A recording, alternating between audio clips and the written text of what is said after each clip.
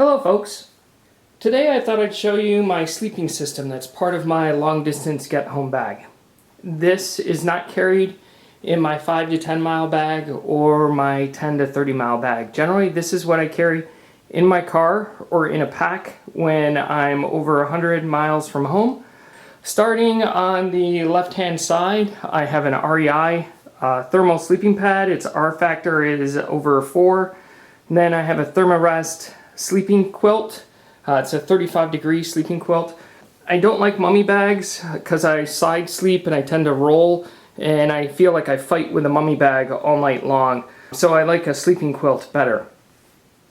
I also have a Thermolite Reactor Xtreme bag liner. I like that thing. I also use that in hotels if the hotel is a little bit sketchy. The one thing to be aware of is that it is not color fast. The first time I used it I was wearing a white base layer and it kind of turned my back kind of orangish. So I recommend you wash those first before you use them. But I'll show you when I take it out of the bag. It's got a really nice stretchy fabric. So even though it is a mummy cut, it stretches and moves with me so I don't feel like I'm fighting with it. Then obviously I have my survival bivvy for if it's really cold. I have the Nalgene bottle there just for a size comparison so you can see that. And then I also have some Sea to Summit dry bag compression sacks, depending on how I'm carrying everything and compressing it all down, if I'm not just smashing it all inside a pack to fill up the air gaps. So this is what I generally carry. I'll go ahead and put everything together so you can kind of see what the gear is and how it works. So with any of the equipment that I put in my get home kits, for me it's all about flexibility, dual use, breaking things into modules so you can combine modules in different ways. So when you look at my sleep system, this isn't necessarily what I would take camping, this isn't necessarily what I would take hiking, but this is what I would put in my get home bag because of the flexibility that it gives me. So first off is the solo bivvy. If it's a mild day or if it's just a quick stop, I can roll out just the bivvy, lie on top of it or climb inside of it for a quick nap.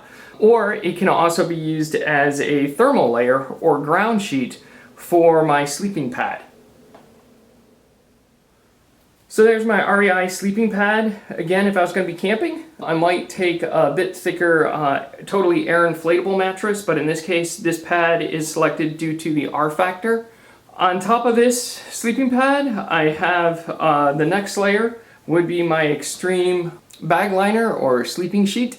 One of the things I want to show you is if you look at this material, there is some give in it, so this is why I like it for sleeping in it. It's not as constrictive. It's great for using in hotels, as I said before, much better than those little silk ones that you can pretty much see through. If I can see through it, I'm kind of scared a bug's going to get me through it.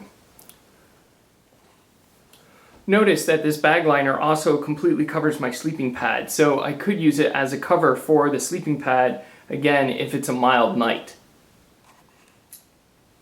And this is what it looks like when you throw the Thermo-Rest quilt on top of it. Again, I do not like mummy bags, so I go with a quilt. Make sure I have a good thermal layer underneath me to keep me warm from that side. The other thing is all these layers, you have the Thermo-Rest that should go down to 35 degrees. You have the sleeping sheet that theoretically gives you another 10. People have disagreements on that. And then you have the bivvy that you can slide all of this into and climb inside of to give you some extra warmth.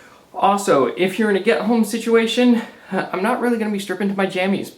I am going to be wearing every piece of clothing I have just because I don't have that much clothing with me, right? I have the clothes that's going to protect me from the elements. The other nice thing about a sleeping quilt as opposed to a full mummy bag, it's definitely a lot easier to get in and out of if you're not already in the sleeping sheet or if you're not inside the bivvy. So it makes getting up and packing up and running away a lot easier. But this is kind of what I carry as part of a get-home bag system that can be modular, that can handle some very mild temperatures, but also help me down below freezing to help me to survive.